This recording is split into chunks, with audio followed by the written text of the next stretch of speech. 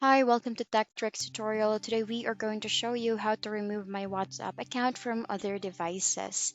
It's a step-by-step beginner guide for everyone to follow easily, and if you find this tutorial helpful, please don't forget to hit the like and subscribe button.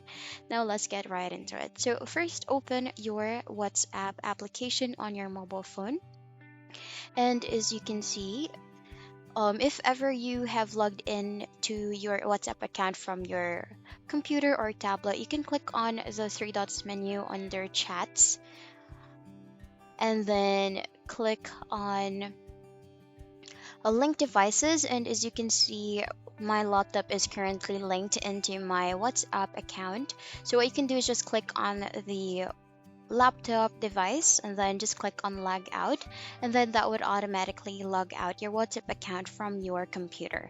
And that's how you basically do it. That's how you remove your WhatsApp account from other device. And that's the end of the video. Thank you for watching. Bye.